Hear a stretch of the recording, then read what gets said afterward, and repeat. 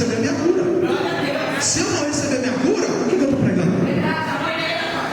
Eu estou voltando para Santos curado da minha fala. Não existe nada que possa parar aqueles que adoram em espírito e verdade.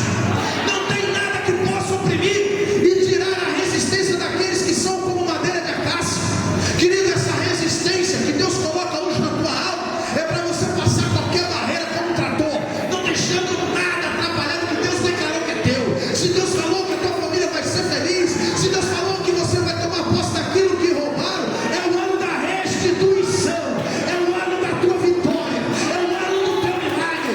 Tudo que o migrador, o colocador roubou, esse ano Deus vai restituir, vai restituir, vai restituir. E se tem alguém que quer restituição esse ano, levanta a mão e glorifica, glorifica, glorifica, glorifica, glorifica a glória. Aleluia, aleluia, aleluia, aleluia, aleluia. Quem tomou posse do segundo óleo da unção, diga amém.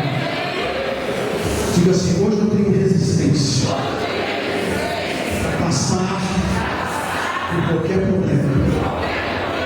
Problema só se passa e consegue-se chegar na vitória quando você não desiste. Quem não vai desistir mais aqui, diga amém. Escute isso, eu vou passar para o pastor Antônio.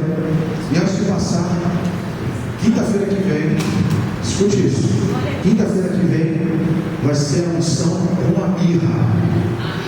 Está muito luxo, achei só um amém. Quinta-feira que vem vai ser a unção com a mirra. Diga, qual o segredo da mirra? Ela queima a palha seca, extingue a fraqueza, ela extingue aquilo que você não está enxergando, você vai tirar as escamas espirituais para você enxergar o sobrenatural do Senhor. Diga assim: eu quero experiências com Deus. Se você quer experiências com Deus a partir de hoje, aplauda Jesus.